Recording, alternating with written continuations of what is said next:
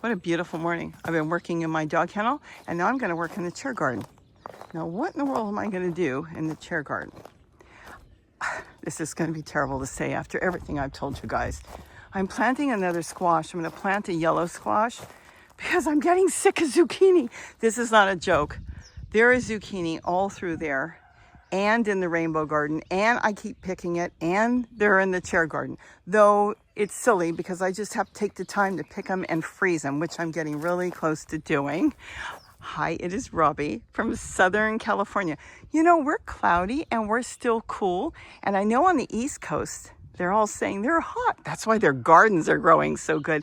We're really cool at night still and cool during the day. But let's talk about what I'm going to do here. See my zucchini back there? And more flowers coming. I am grateful, believe you me. So I have been working in here, been looking at what else I'm going to do. I'm going to get another tomato maybe in here, but I already have a pepper, and the pepper's growing back there with my geranium. Why in the world am I growing peppers with geraniums? This is my shade plant. It's in a pot. I can move it. So right now, this tote is ready to go.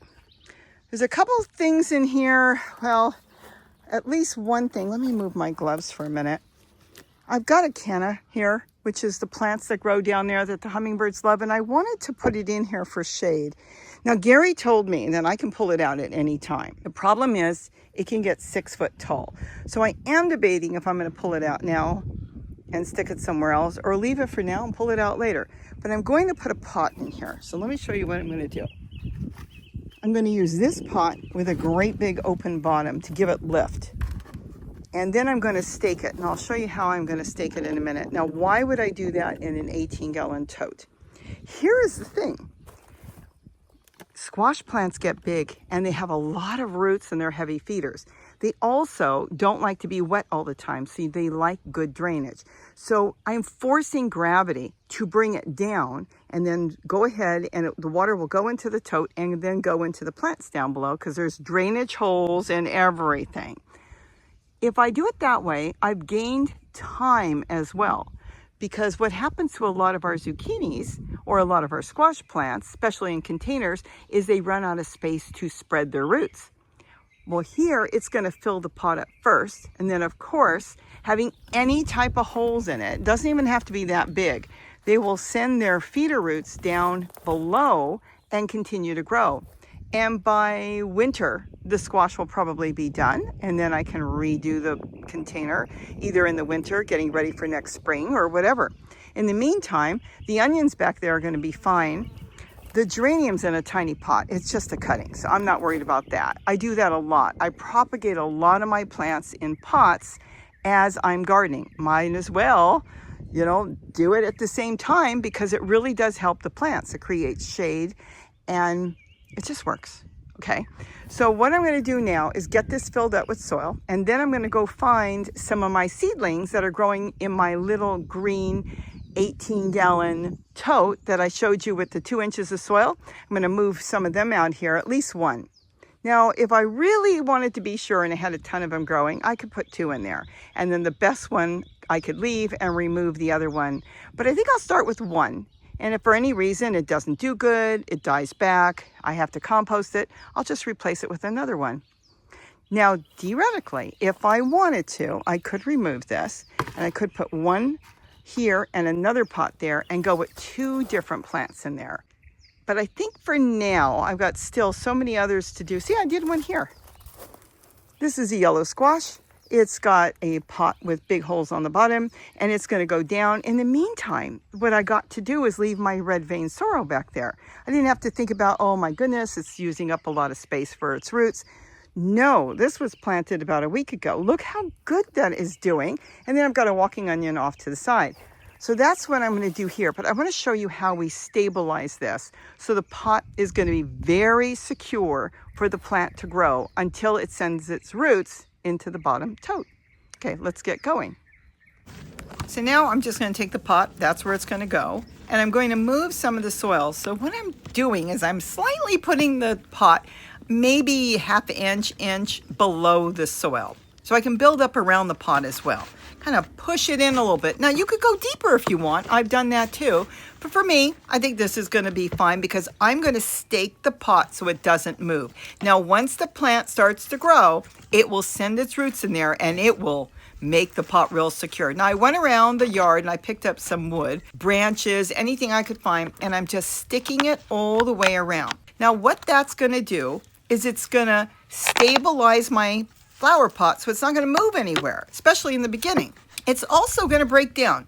These sticks that came off of trees and stuff are going to disappear. It's going to break down in the soil like Mother Nature does with everything. And that's perfect. Now I'm picking weeds. I've gone around the yard and just gathered up some weeds, and now I've just gathered up whatever I've got. Yes, even a little horse manure that we found way back in January. I'm going to put a little bit of that in there and just shovel up whatever soil I've got from the ground. Gee, I haven't used any potting mix much this year.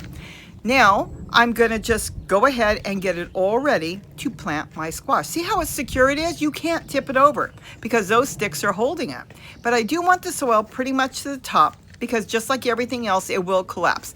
Yes, you could put in collard leaves and everything else. Today, I went more simple. Now this is the yellow squash. I can plant anything I want in there. I could have done tomatoes, cucumbers, eggplant. I'm going to go with the yellow squash because it was growing already and it needs to be planted. So I'm watering the hole a little bit to make sure as I put it in there as a young tender plant, there's already water in there. But remember, we're still going to have to take care of that plant because, well, you want to make sure the roots adheres to the soil. Kind of sounds odd, but that's what it is. I'm making a little well right now, very slight well. And that's going to help the water to be guided directly to the roots. You always want to water in any new plant, even if the soil is really wet, because what the water does is it makes sure the roots are now in contact with the soil, eliminating any air pockets that could be at the roots. It's done. We're completely done. Now we leave that. I probably will put a basket on it because of the squirrels. I want to give it a good start. I'll find another basket pretty soon. Keep in mind, silverware, you can pick it up at dollar stores, Walmart, Target. You can get packages sometimes for about $1. They make the greatest garden tools. But there it is. I'm going to leave the watering can there for, maybe a day or two, just so I make sure when I walk by, I give it a little drink to make sure that the roots, the feeder roots, are going to get intact with the soil and start to grow new feeder roots right away. But it's got lift, it's going to have really good drainage, and right now it's independent from everything growing.